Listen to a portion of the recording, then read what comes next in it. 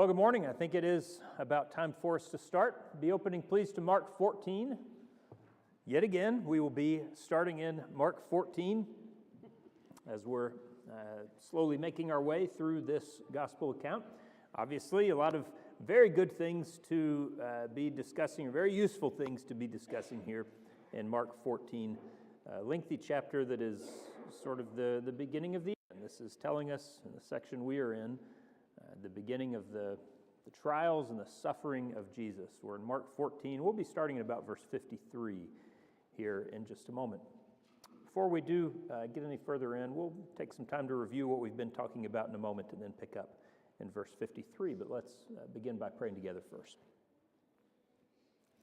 Holy God, we're thankful for the day you've given, for the time we have this morning to give our full attention to you and to your Son, to remembering the things that he's done on our behalf, the grace that you have extended through him. Help us to be mindful of your love for us and the perfection of your Son, what he and what you are willing to do to secure our salvation. We're thankful, Lord, that we can call upon you as your people and know that we are heard, know that you are a mighty God to answer our prayers of faith. We're thankful for all those who are here with us today, who have desired to learn of you and offer their worship and encourage those of like faith. We're thankful for this opportunity that we have. We pray that you would help us, that you would fortify our minds and fill our hearts and our spirits as we worship. Help us to gain the most possible good from our time together today. Please be with us as we study. We offer our prayer in Christ's name. Amen. Okay, we are in Mark 14, and in these last several verses we've been looking at, we've been seeing the disciples. Peter may be foremost among them because he was the foremost speaker among them who was saying that this would not happen. But all of them, all of the remaining 11, have forsaken Jesus and fled. That is there in verse 50. We've noted a couple of times that all is maybe kind of a key word, key consideration for what is happening there. That back when Jesus was instituting the Lord's Supper, in verse 23, when he shares the cup with them, he says, what is about to happen is for the new covenant, and who is included in that new covenant? Well, they all were. They all took it and drank. Later on, Peter says, I'll never forsake you, even if I have to die. And they all say, no, we're going to be here until the end. But in the course of time, we end up seeing it is all of them who forsake him and flee. Even this young man in verses 51 and 52, kind of a strange account, maybe raises more questions than it provides answers, but this young man who flees with no clothes because the soldiers, the armed guards who were around were trying to lay hold of him, and he was willing to do anything necessary to get out of there. Maybe paints a picture of some of the chaos that's going on there, some of the urgency that anyone around or even loosely associated with Jesus seems to have had to be anywhere else in that moment than at his side. They've all left him. Now, as we mentioned, and this will play into some of what we see with Peter beginning in verse 66, remember that these are men who said rightly of themselves earlier on, that they had forsaken all they had to follow Jesus. We've left all and followed you, is what they said earlier in chapter 10. And again, that was true. Jesus doesn't argue. He only gives them credit for that statement. And it is to their credit that they had done so. But try to put yourself in the minds of, try to adopt the terrible, crushing guilt and just bleakness, the absolute forlorn despair that these men must have been feeling. These who have left all, they've left everything else, home, family, occupation, wealth, anything they might have had, they've left it to follow Jesus. But now, in the hour of greatest trial, they've left Jesus. What are you left with? Absolutely nothing. They now have nothing. They've been stripped of everything. And it is from that true rock bottom, that true broken rock bottom state, that Jesus will build them back up into the men that we see in the book of Acts, who are these courageous, fearless, zealous men of faith who carry the gospel to the four corners of the earth. But right now, we see them at their weakest and at their lowest. It maybe helps us understand how Peter could do the unthinkable that he said would never happen when we meet him again in verse 66. Well, this idea of Peter does kind of form a bit of one of Mark's favored devices. We've talked about numerous times these kind of sandwich accounts where he begins, introduces an idea, and then tells us about something related to it, and then comes back to the idea again. And he will show us a relationship between those two things. So we see this happening again in verses 53 through 72, verse 53 through the end of the chapter. This will be the beginning of Jesus' trials, where he's going to face the Sanhedrin, the Jewish council. But in verse 54, Mark drops this little notice of Peter following Jesus at a distance. And then Peter is not going to be mentioned again until down in verse 66. But we're kind of thinking of, okay, well, Peter is around. And then by the time we get to verse 66, it's sort of all about Peter for 7 verses or so with his denial of Jesus. But this, I think the relationship between these two is going to cement in our minds the idea of witnessing, the idea of a witness to Jesus or a witness about Jesus. It's one of the key ideas of this entire passage. 7 times you see that word witness between verses 55 and 63, a short little section where there's a lot of mention of someone who is a witness to Jesus. And the idea of witness is the same term, is the same Greek word, the same term from which we get martyr, as just kind of a transliteration of that. When someone talks about being a martyr, nowadays it implies that you've died or that you've suffered because of your testimony, because of your witnessing. But really the original idea is just that you bear witness, that you offer testimony. Maybe you're willing to die for it, but if you're a martyr, you're simply someone who is going to witness, in this context, to Jesus. Now, we've already seen all of the disciples. Go back to chapter 13. Chapter 13, verse 9, when Jesus is speaking to them, trying to tell them what's going to happen maybe very soon, what they're going to be called upon to do. They'll deliver you up to councils. You'll be beaten in the synagogues. You'll be brought before rulers and kings for my sake, for a testimony to them. Testimony is the word witness, martyr. You'll be brought before them as a martyr to them. So he's told the disciples, this is what your work afterward is going to entail. It's what I'm sending you out to do. And they know this. He's talked about this idea with them on several occasions before, that they will be witnesses to Christ. When you get to the book of Acts, that's how things start. Go be my witnesses, right? That's what the apostles are sent out to do. Well, here, the narrative is concerned with what makes a good witness? What makes a good martyr? What makes good testimony? We're going to see Peter. Do you know Jesus? Were you with this man? Weren't you following him? Aren't you one of them? And Peter isn't a good witness because he lies. He says, no, I wasn't. I don't have anything to do with him. No, I've never seen him in my life. Denies him categorically. All right. What about the actual literal witnesses when Jesus is on trial? Are they good witnesses? They're liars too. And they can't even succeed in that. They're going to make up stories that conflict with each other. We'll talk all about all this in a moment. We're left then with the idea of who is a good witness? What makes a good witness? Well, how does Jesus act when he's on trial? He tells the truth. He's completely innocent. He makes the statement that he must make and lets that stand for itself. He reveals the truth in its fullest form and is willing, even in a mockery of a trial, to bear it patiently, and as the prophets would say, to utter not a word.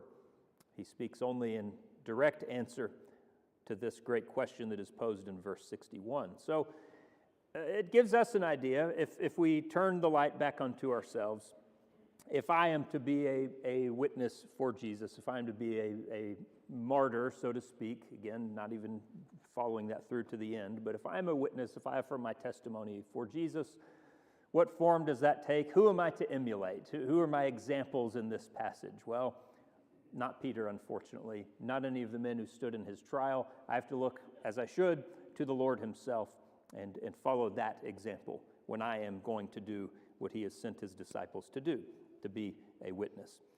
So Peter's distance in verse 54, I guess, is the other theme that is brought up there in the opening part of the sandwich. Peter follows him at a distance.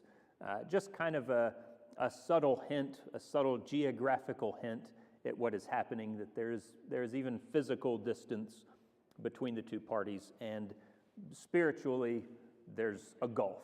Spiritually there's a huge distance to be covered, because Peter, as we just talked about, is left with essentially nothing and is about to reach his absolute lowest point. All right, comments, questions, anything to mention there just as we're kind of introducing this section and looking at it? Okay, so we've mentioned before, this will be Jesus coming before the Sanhedrin, and that is we get that clue from verse 53, or not a clue, it's just stated outright. It's all the chief priests, the elders, and the scribes. This will be the council in verse 55, mentioned the chief priests and all the council who are seeking to put Jesus to death. So this is their kind of ruling religious class. That council, or that Sanhedrin we're talking about, would be 71 members. If the full group is convened, you have 71 men. That is not necessary in a trial like this. You would need 23 of them to form a quorum who could stand in on this kind of a trial. That note there in verse 55, all the council sought testimony, wouldn't necessarily imply that they were literally all there. It maybe is speaking more kind of their unified mindset, that all of them who were there wanted to find a reason to put Jesus to death. So I don't know if they were able to convene the full council. As we're going to see and talk about here in just a second, they're playing very fast and loose with their own rules. They're not really concerned about following procedure. And so you definitely wouldn't need to have 71. Probably you wouldn't need to have had the 23 that they themselves would outline as operating procedure for them to do what they're about to do here. The procedures for this trial, and it's a capital trial that we have going on, right? The death penalty is on the table. That's what the prosecution is pushing for. So in a trial of that sort, we have a codified, written procedure to follow from after this point. So I can't say definitively these would have been the rules then. It's codified in the Mishnah from about the year 200 AD. So 150 years before this. But it's likely that that is just putting in writing what would have been followed here at this point around 30 AD. All that to say, take with a bit of a grain of salt. But for a trial of this type, capital case, if you reach a guilty verdict on the first day, you have to reconvene the next day to try the case again. You don't put someone to death after just one meeting of the council. You need to meet twice. Both of those have to happen during daytime. Can't happen in the evening, needs to be in the day. Can't be on the Sabbath, can't be on the eve of a festival, a holy day. Can't be on a holy day itself, of course, obviously, but also not even the day before. Before you hear testimony from any of the witnesses, when you're calling people to offer their testimony, you are to strictly warn them against rumor and hearsay. Before you hear anything from them, you address them directly and say, what you are telling us can't be just something you overheard, can't be rumor, speculation, has to be the truth. Kind of, maybe we have a vestige of this in our court. You tell the truth, the whole truth, and nothing but the truth, is kind of the idea that they would be following as well.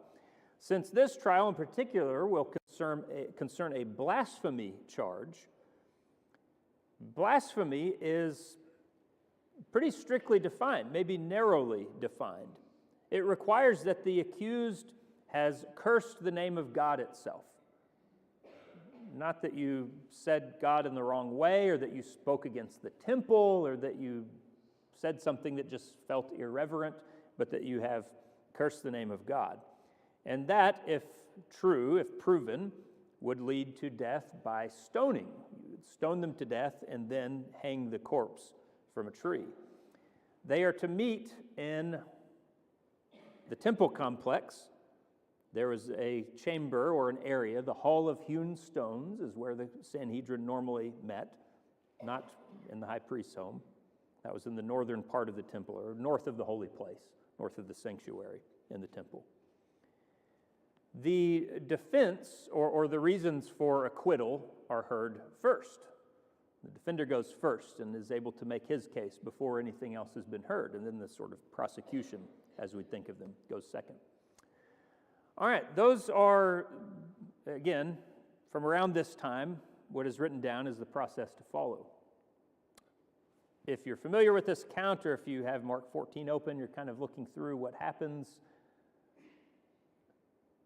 They violate every part of that, don't they? Really, none of that is what ends up happening. We meet off-site during nighttime on Passover. We get guys who will lie and don't warn them about anything. We get them to offer false testimony. We hear that before we hear anything from Jesus, and then just ask him one question, trying to get him to incriminate himself afterward. We're not going to meet tomorrow. We're not going to stone him to death. We're going to turn him over to the Romans and let them do the dirty work for us. All of this is violated. Every process that they had is violated. Now, that leads some to speculate, well, okay, so that's clearly telling us that Mark is just kind of spinning a story, and the gospel writers are telling us something that wouldn't have actually happened because it's so ahistorical. It's so out of line with what their own procedures were. Or we say, well, okay, so all that stuff was written later. Maybe things were just totally different then. And as I said, maybe they were slightly different. I don't know. The far more likely case is that they're just not playing by their own rules. They've already shown numerous times up to this point and would say after the fact, yeah, we're proud of what we did. We're happy to have done that. I think we did something right. We got rid of a dangerous element. We got rid of someone who was deserving of death. To what extent they were able to convince themselves of that in truth, I don't know, but they simply aren't really interested in following procedure, being honest, reaching a truthful conclusion. They want Jesus dead. If that means we cut some corners, fine. But we need to get him dead, and we need to do that with as little noise as possible. So we'll do it tonight, we'll do it right now, and then we'll turn him over to Pilate and let things go as they might. So we've convened a group of people who are bent on the death of Jesus, and we need to, again, kind of find people who will convince everyone else that that's the case. So Mark tells us and really stresses this idea beginning in verse 55 that we're looking for testimony, we're looking for witnesses against Jesus. He first of all says in verse 55, no one was found. So maybe that's the idea of trying to find something kind of credible or honest that would say he should be put to death, and we didn't find that. Well, we also have false witnesses who are willing to tell lies in verse 56. What's the problem with that? Even those aren't agreeing with each other. We've got people who can't get their story straight, and it is just a little too obvious that this is spun out of whole cloth, that it's not anything legitimate. The idea that ends up kind of sticking, or what's the main charge that we end up finding against Jesus? What are they going to go with for the thing we think we can get him on? Okay, kind of a form of blasphemy is going to be what the high priest seizes on in the end after really we'd almost say Jesus kind of helps them out by the end. But before that, from these false witnesses, what are they going for? Okay, kind of a disturbing the peace or rebellion, desecration of a holy site. All those things are things Romans would take seriously and that Jews would take very seriously as well. In verse 58, the primary idea they start with is, I'll destroy this temple made with hands. and within 3 days I'll build another made without hands. So he was threatening, I don't know, arson, destruction of public property, desecration of the temple. I mean, there are a lot of different specific things I guess you could get him on in that, but he's saying he's going to tear down the temple. He's going to destroy our temple. And of course, again, Mark returns to the idea in verse 59. Even this just sounded like garbled nonsense because they couldn't really put it in a form that agreed with each other. But that's the main charge, temple destruction. Now, Jesus is not shown as specifically saying this in Mark's gospel. In John's gospel, for instance, he says almost exactly that. He says, "I'll destroy this temple, and in 3 days I'll raise it up." Although he doesn't say, "I will do it," he just says, "Destroy it." He's almost insinuating someone else will, and I'll rebuild it. But nevertheless, in Mark, you don't find exactly that language. But you can look back into chapter 13. I mean, you see in the first couple of verses of chapter 13, you see those great buildings, he says, looking at the temple and all the associated buildings. You see those, not one stone will be left upon another that shall not be thrown down. He has preached the destruction of the temple, and really all throughout that 13th chapter. He came in much earlier than that and drove everyone out of the temple and has done things there that people maybe weren't happy with. He has shown his judgment against the temple and emptying it in that way. So we're dealing with something that, I mean, you can at least see where the leap is being made. You can at least see some kind of plausible sentiment that says Jesus was talking about destroying the temple, and we didn't care for that, and so we're going to make him guilty of that. Only in Mark, one unique element of his statement there is the addition in verse 58 of being made with or without hands. That's the language in the false witnesses' mouths there. "I'll destroy this temple made with hands, and within 3 days I'll build another made without hands." Reasons for that kind of phrasing might be intentional on Mark's behalf to include those kind of details.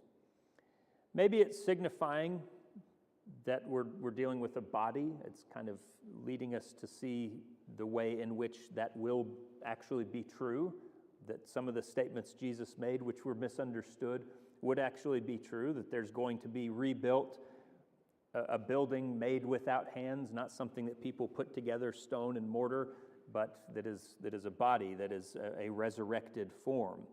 Not the physical structure, but Christ in this new way. Christ has depicted himself, and there's been an idea going throughout Mark of the new temple where people will come to worship God, or through what means they'll come to worship God, will be through Christ. That he himself is really the new temple for his people. And so he's depicting himself in that way. It also might kind of trigger a reference to something that we'll see coming up again later in the trial. You think of when the first temple, when Solomon's temple is being made, there's one of the statements made there of it kind of being made without hands. There's not the sound of hammers and everything associated with it. And there's language that tells us that God was involved in the construction of this temple, that it wasn't just a human structure, but that in some sense it is made without hands. Again, yes, it is made with hands to the extent that it's a physical place, but it kind of makes us think back to, well, what is this place itself? What is the temple? What purpose does it serve? And it makes us think about the original. Well, that original temple was made, as we said, by Solomon, who is depicted in the Old Testament as a type of God's son. You remember when David wants to build the temple, and God says, no, he won't. Solomon will, your son. But he also depicts him in the same sense, prophetically, as being my son. And so Solomon, God's son, makes this, through the promise, through the covenant, makes this temple. Now, Jesus, is going to build a temple made without hands, or be resurrected as a temple made without hands. And the charge that he ultimately, as we've observed, that he ultimately will be found guilty of, is making himself God's son. That's the thing that riles people the most against him. So maybe this idea of being made with or without hands is kind of playing on some of that imagery. Again, maybe some speculation involved there, but something to consider. So they've heard him say some things about the temple they don't like. But even this is kind of getting lost in the shuffle. It's not really standing up. It's not really convincing anyone. So the high priest seems a little impatient, or seems a little irritated, annoyed by how all of this is going in verse 60. And maybe annoyed by Jesus' silence. Why is, speculate a little bit here. Why hasn't Jesus said anything to this point? As we've mentioned, probably in this time, what you would expect from a trial is, I defend myself first. Jesus has said nothing. Why the silence so far? Ideas there.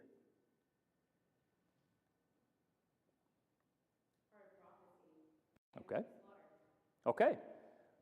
Part of it is in fulfillment of prophecy. Isaiah depicts him in Isaiah 53 very plainly as this lamb that goes to the slaughter. The sheep before its shears is silent, and so he, the servant, opened not his mouth, and Jesus will occupy that role.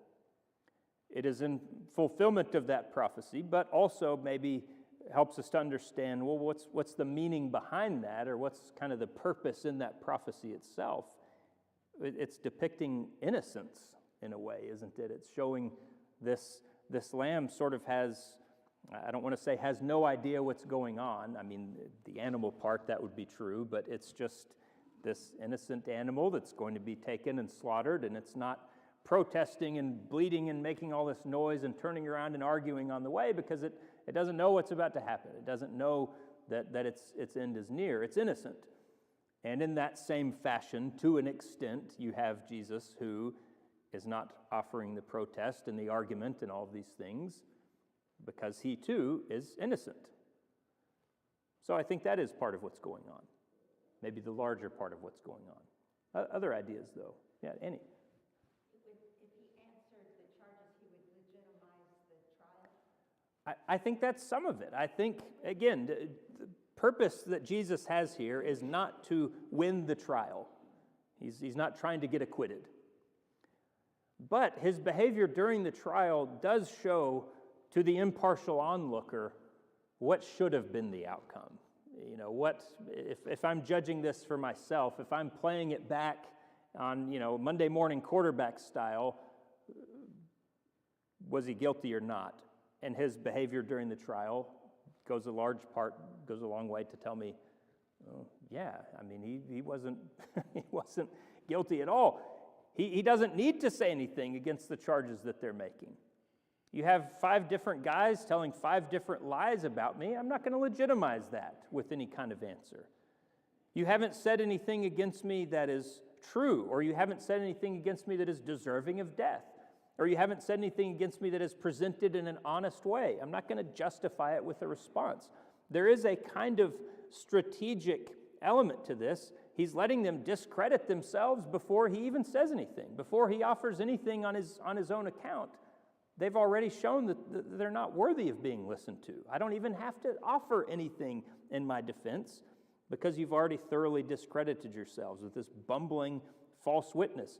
I'm not going to give you any statement that you can twist and try to make into something that I didn't say or that I didn't mean in this way, the same way they've been doing with all these other statements that were made before the fact. So there is an idea of Jesus preserving his integrity, preserving the truth of what was going on by not really giving them anything to work with. It is only, again, as we kind of get into verses 60 through 63, we get the impression, I at least get the impression, that Jesus almost at this point is taking control of the proceedings to ensure that they even reach the end that they're going to reach. If he had just completely stayed silent, I don't know that they would have been able to convict him because they've been so totally ineffective in producing anything that sounds like evidence of guilt. It's not until they ask him point blank this question, are you the Christ, the Son of the Blessed? And then he answers this, but if he remains tight-lipped on that as well, then I think maybe these men just go home frustrated. I don't know. But that silence really does a lot more than one would think, to sort of proving the foolishness and the complete insincerity of this entire trial. Yeah, David. It's almost like he's looking for that question, that second question. Yeah.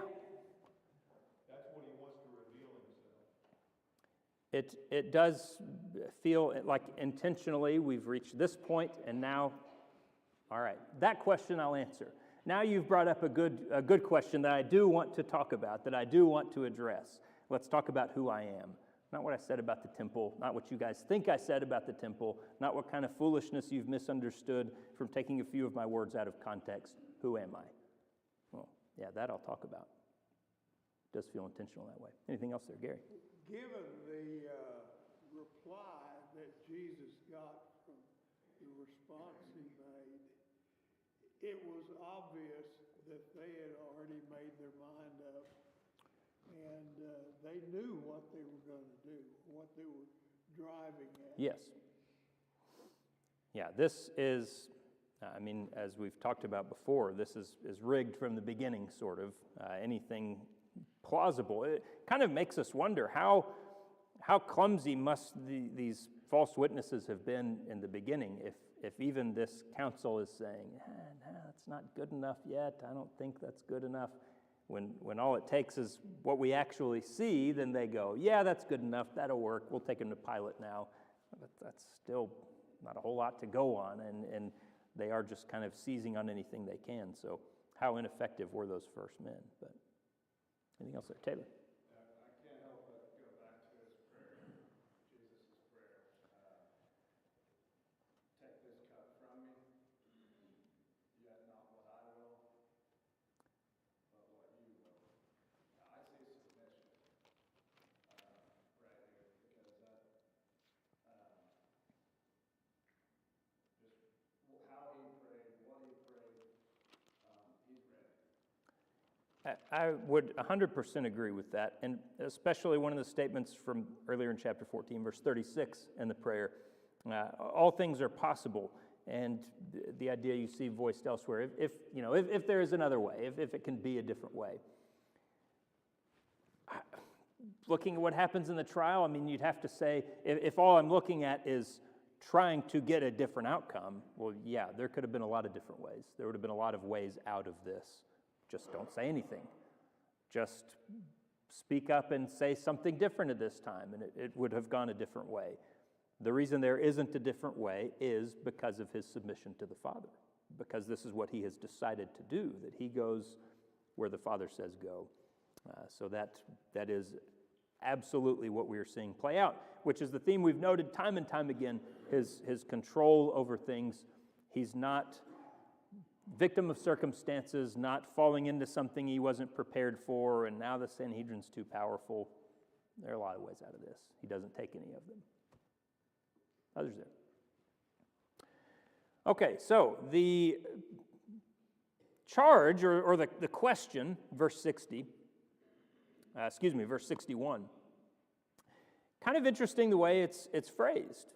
As Jesus maintains his silence, the high priest, impatient, frustrated, doubles down, asks Jesus again, saying to him, "Are you the Christ, the Son of the Blessed?"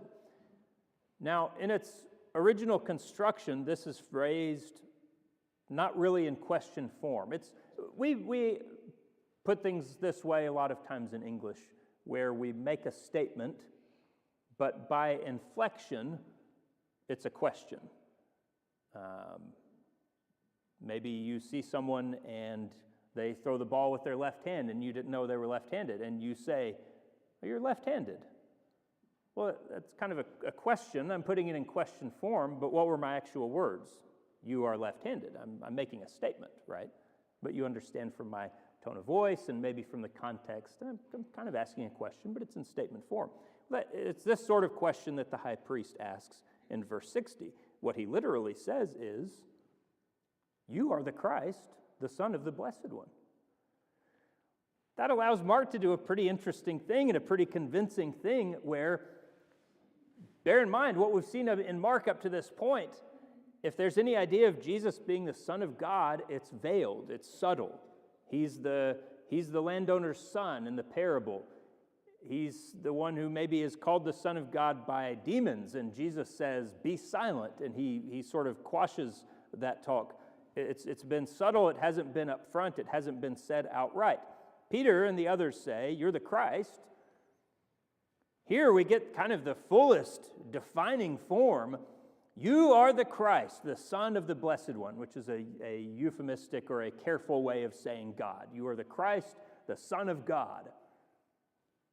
Well, he's asking it in a sort of obviously rhetorical way, or meaning to impede Jesus, meaning to get him to implicate himself, meaning to insinuate that he's blaspheming by saying that, but it's phrased literally as a statement of faith, as a statement of actual understanding of who Jesus is. You are the Christ, the Son of the Blessed. That is the confession of who he truly is. So to this, Jesus can readily and happily begin speaking, "I am." Take note there of Jesus' statement as well, the kind of famous "I am" that there's a play on in the Gospels. That's how God identifies himself, of course, even going back to the time of Moses. "I am." And Jesus can answer this in that way. "I am. I am the Christ. I am the Son of the Blessed. I am." So interesting in Mark that some of the greatest statements of faith here in these latter chapters, well, I shouldn't say statements of faith. It's not a statement of faith from the high priest. It's a statement of truth made not in faith. But we'll see it from him. We'll see it from the soldier. After Jesus has died, the man looking at the cross and saying, "Well, we know we can understand who this was. Truly, this man was the Son of God." So that statement made here very late. We're in chapter 14, and we're just now seeing people say this openly and plainly. He's the Son of God. That's what all of this has been leading to this whole time. And now, bound, under armed guard inside the high priest's villa, when there's no physical way of escape, now Jesus says to this small group of onlookers, "It's exactly who I am. It's exactly the truth. I am the Son of God." Now, it's that statement that is really the claim or the idea that will prove most fatal, I guess, in this case. The idea of being the Christ or being the Messiah isn't necessarily one that men might have argued with. Now, obviously, they don't think that it is Jesus.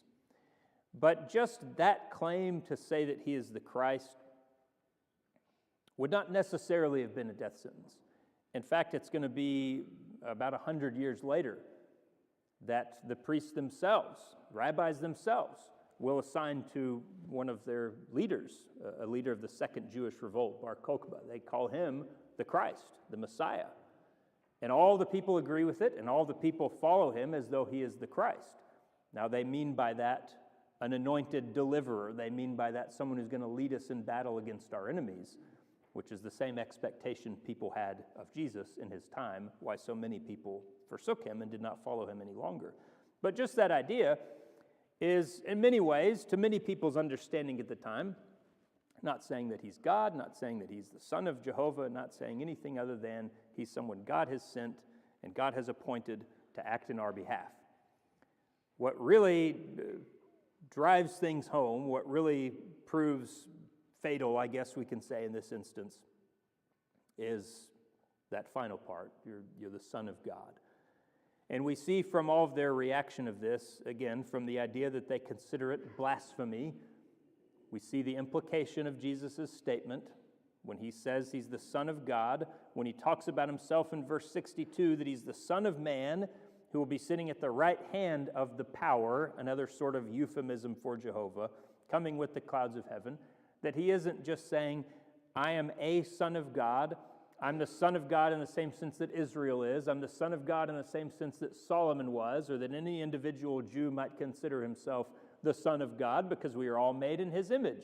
And Adam was the son of God, and Abraham was the son of God, and we all are.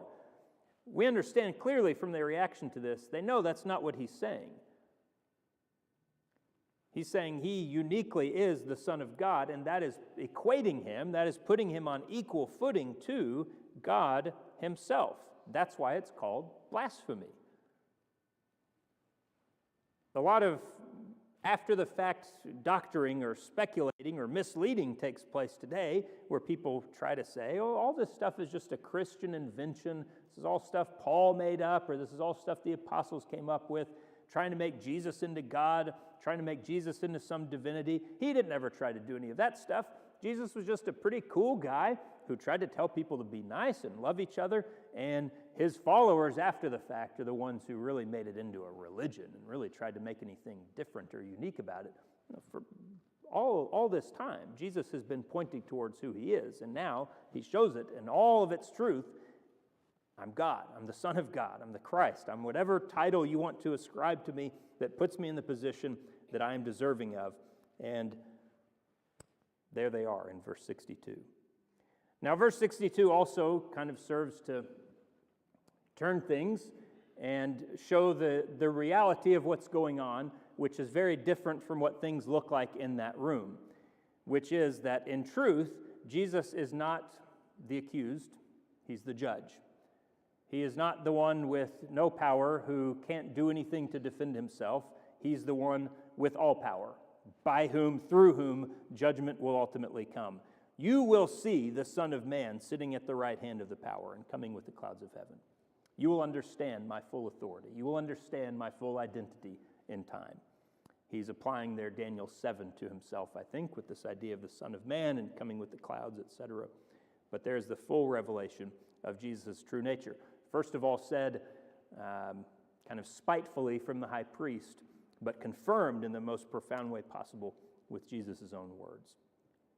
All right, comments, questions? I've talked quite a bit there. Anything else to add here on these verses? Steve? I'm just curious why the Jews thought they had to go to the Romans to kill Jesus, when later on they stoned Stephen of their own volition. They didn't ask permission to do it. I think that's a good question. I think that the difference mostly comes down to what kind of blowback can we expect if we kill Stephen versus if we kill Jesus. And maybe some of that's, proven by the fact when Stephen is stoned, there's not a revolt, there's not a rebellion. The Christians don't storm the streets trying to start stoning some of the Sanhedrin in return. They all scatter. They're persecuted and they scatter. They don't take up arms. It's nothing that Rome has to come in and intervene with. The fear is if we take matters into our own hands with Jesus, his followers, who are legion at this point, there's all these thousands of people who have come into Jerusalem for Passover. A lot of them like him. A lot of them were hailing him as the Son of David when he came into the city. That is going to make so many people so mad that if we do that, we're going to have a riot on our hands, and then Rome is going to be really interested.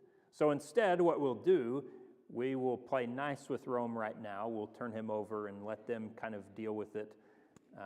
So I think maybe the bulk of the answer would just be they did not view it as dangerous a situation with someone like Stephen as they would have with Jesus. We've seen them on a couple of occasions, and Mark doesn't really portray them, but attempts were made at various points to do the same with Jesus, to just stone him in the street with a mob. They were unsuccessful because it was not his time, but that was at times not out of the question if we think we can get away with it.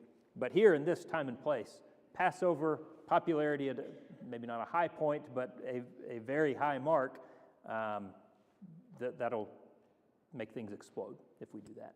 Stephen, that threat wasn't as present, I guess. All right, did I hear the bell? Okay, well, we've reached our end time then. Thank